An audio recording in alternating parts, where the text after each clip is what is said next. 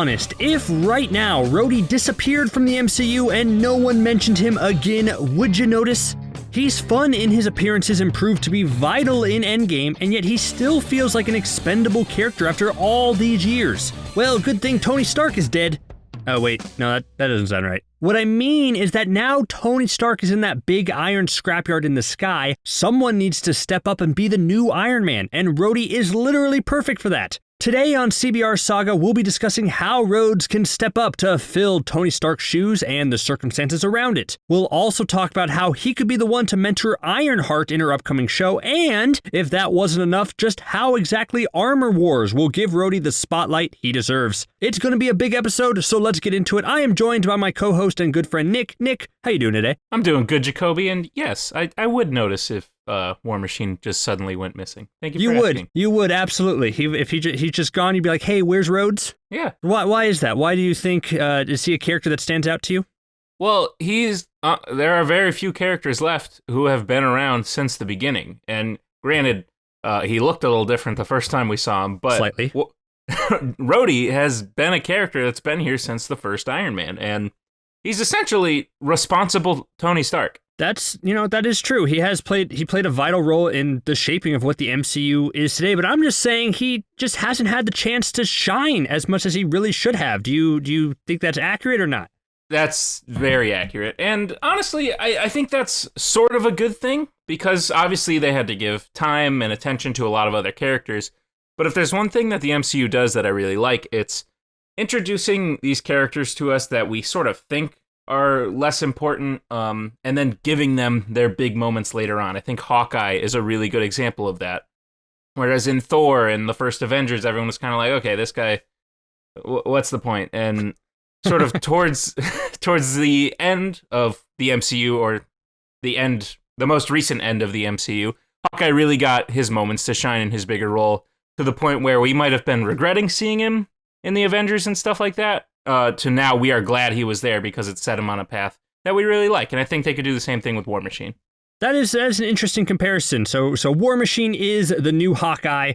Mark our words, we're saying it right here. So let's kind of talk about this post-Endgame landscape and how Rhodey can really step up and, kind of take over as the new Iron Man, so to speak. Because the way that I see it, they could have a very similar plot line to kind of what they're doing in Falcon and Winter Soldier. The government is kind of stepping up and putting forward U.S. agent, I believe, to be the new Captain America, and that's going to have some problems.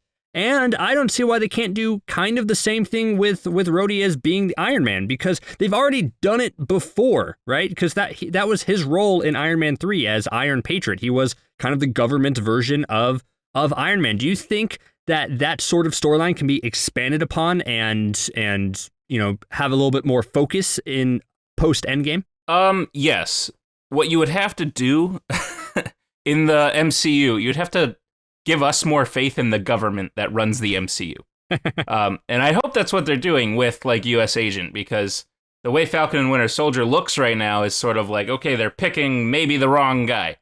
So what they would have to do, especially if they're establishing things like SWORD, you could show us that this new government has maybe learned from their past mistakes to the point where now Rhodey is on board. But actually, I almost think, if you don't mind me flipping things, Jacoby, I think Sure. It might be a little more interesting if he sort of does the opposite. I could see Rhodey following the Captain America path, where his whole life was dedicated to the army and the government, and, Rhodey was a lieutenant colonel in the Air Force, and time and again, they let him down. Like, his Iron Patriot armor was taken over. His when he signed the Sokovia Accords, he wound up paying for that. He wound up regretting that. So I could almost see sort of a way where Rhodey takes the Steve Rogers path of saying the safest hands are my own, and not being the government's what was the line in Iron Man 3?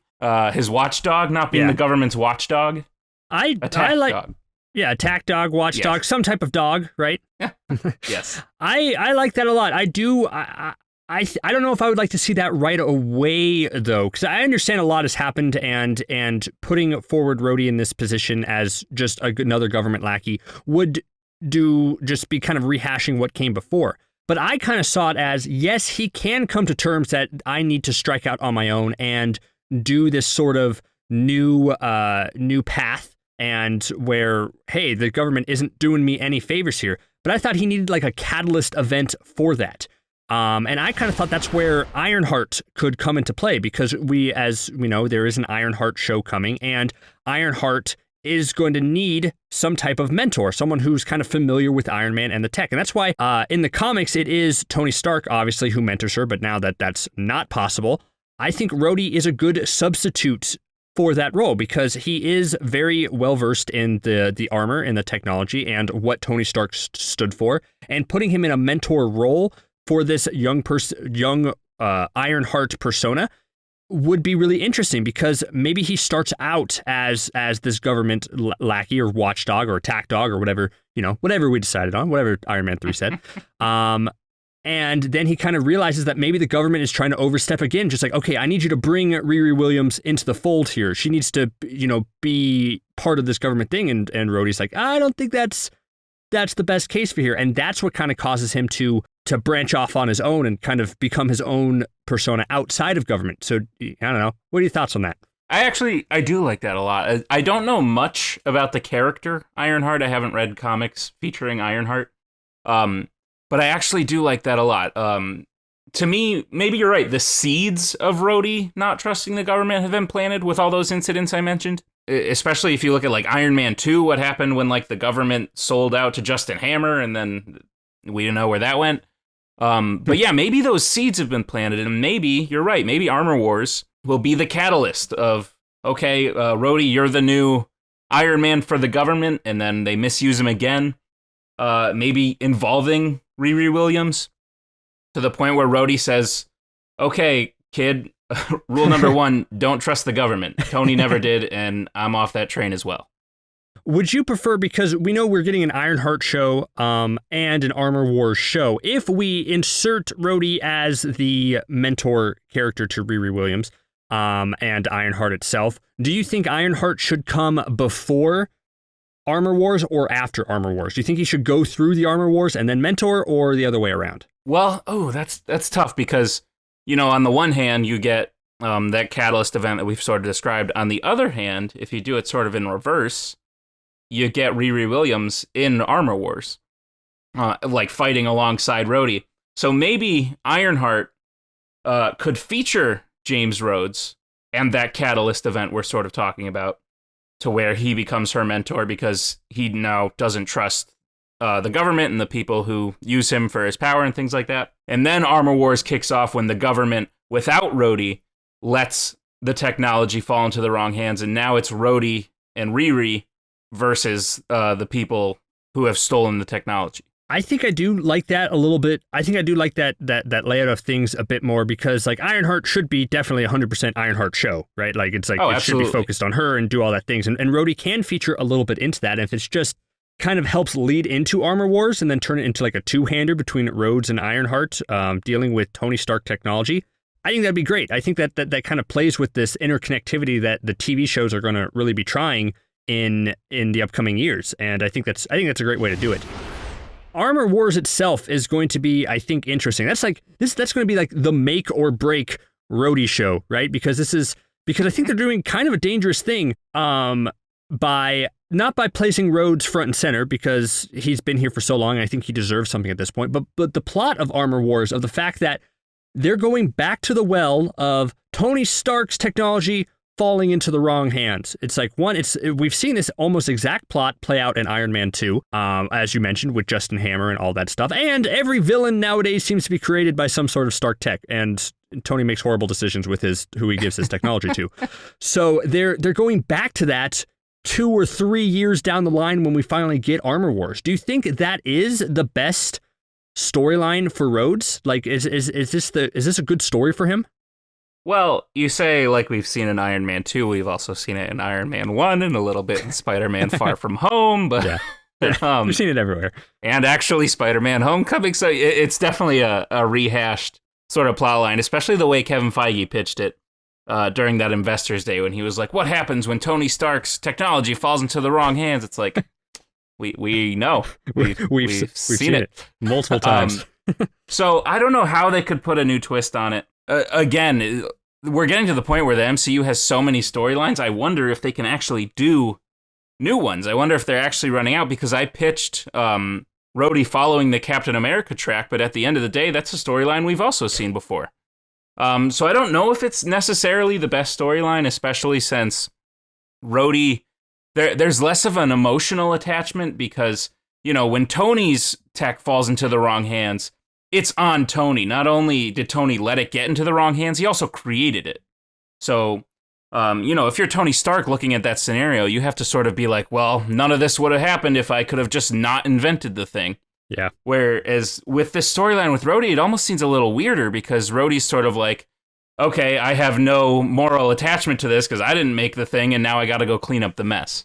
Yeah, do you think they could, I don't know, I'm just trying to spitball some ideas for how for creating this emotional attachment to it. I guess one way they can go, it's like, he's really trying to honor Tony's legacy, right? It's like fight for what Tony would have believed in, which is kind of a cause we can all get behind. But could it also be maybe something along the lines of Rhodey feels like he's not worthy of this armor anymore, because all he doesn't know how to build it. He doesn't know how to do anything with it. He just kind of lets Tony Stark give him all these upgrades and all this, all these suits. And then that's basically it. He's just a soldier through and through. So what if you have Armor Wars have Rhodey be the catalyst? Maybe after he mentors Ironheart a little bit. Now I'm free forming here, stream of consciousness. So after he mentors Riri Williams and realizes, hey, she's a genius. She's going to create all her armor, and I've kind of mentored her a little bit about what Tony Stark would have wanted, but we have a new Tony Stark. That's it.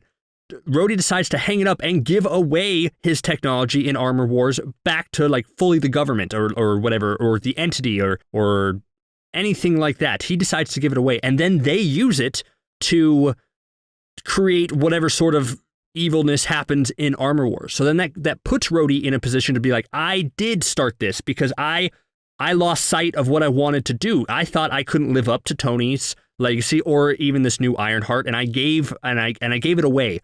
So now I have to fix it and come to terms with what type of hero I am with and without the suit. Huh? Okay? Huh? Okay. No, you're doing the ha-ha thing where you don't like fully believe in the idea you just pitched, but I actually like it a lot. No, I do, because if you give Rhodey that, you need to give him some sort of blame, because the best thing for a hero to overcome is a mistake that they made, knowing that they had a hand in sort of what went wrong. So I like that idea. I also like the idea of Rhodey not feeling worthy. Maybe Tony, in the same way that Tony sort of did with Spider-Man and leaving him the Edith glasses, maybe Tony left something for Rhodey saying, hey, someone's going to have to take my place, and I choose you. Spider-Man's great, but you're the guy. I pick you. That would make a ton more sense, because like Iron Man knew Tony, he had like 5 interactions with him, in his life and all that stuff, and barely trained him as a mentor. He's known Rhodey for literally years, and he didn't leave him any special glasses or government tech or anything like that. Come on, Tony. Right. So then Rhodey's show is sort of about him trying to fulfill this thing, and then he feels down when he meets Riri Williams, and he's like, wow, you're just a kid, and you're already a better Iron Man than I ever could be. So he sort of hangs it up, not in like a depressing sort of way, but in a way that's like, okay, this is clearly what's meant to be, only to find out that maybe like his role was just different than Tony Stark thought it was, or than he thought it was, to the point where when Armor Wars kicks off, he does decide, like you said, what sort of hero do I need to be? Because Riri's got the Iron Man, the smart, the genius side covered.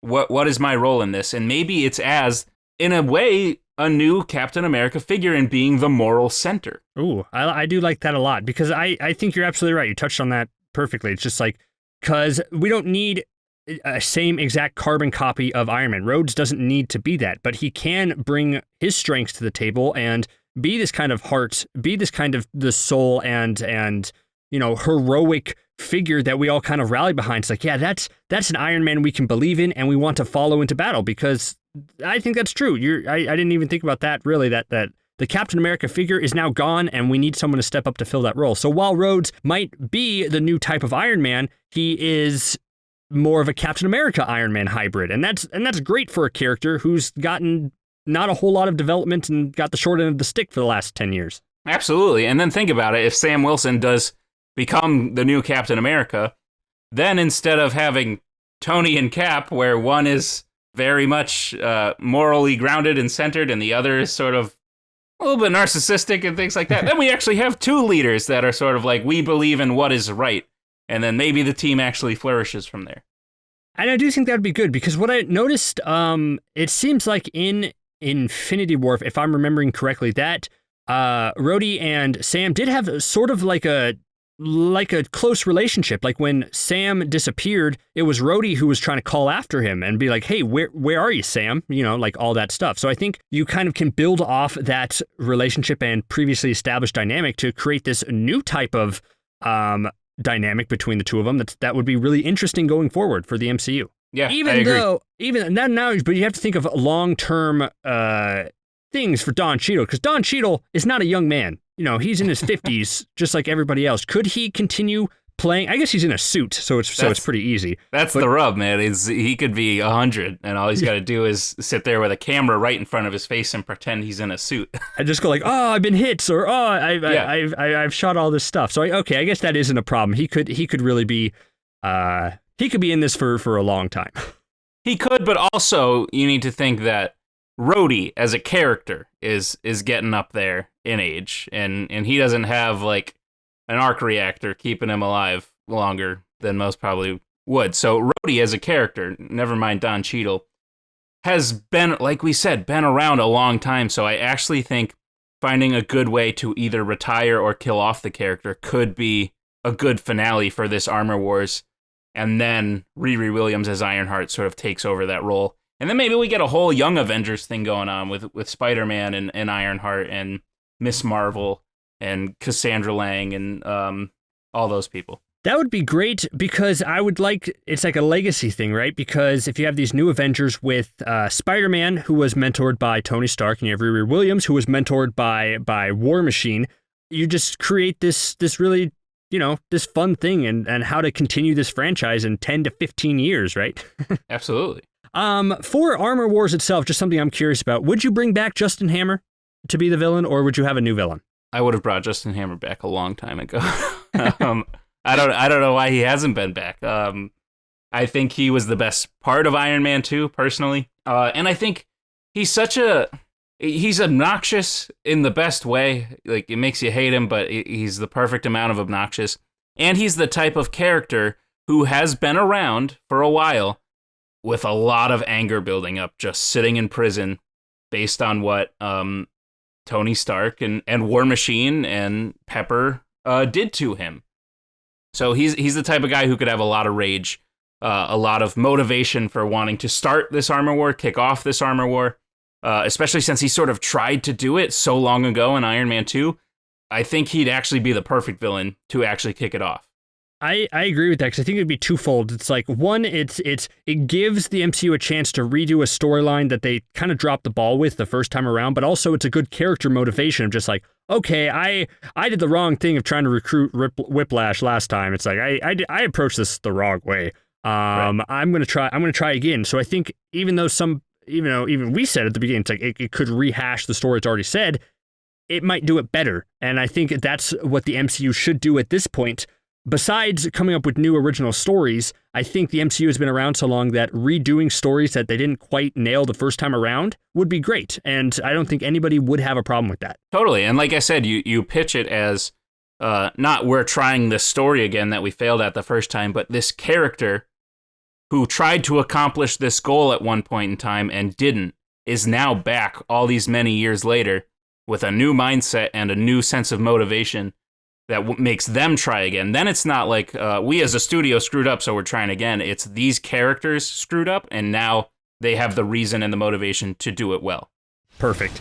Yeah, so overall, I started this episode kind of wanting Rhodey to step up in the MCU and be the new Iron Man. And after talking to you, I'm even more convinced. I think we kind of talked about some solid paths for Rhodey and how he can continue the legacy of Iron Man while doing his own thing. So I'm super excited, aren't you? I am. I absolutely am. It's going to be a good time. So thank you all so much for watching CBR Saga today. Go ahead and leave comments about your thoughts of where Rhodey should go in the MCU and other topics you might want us to cover. So thank you all so much for watching, and we'll see you next time.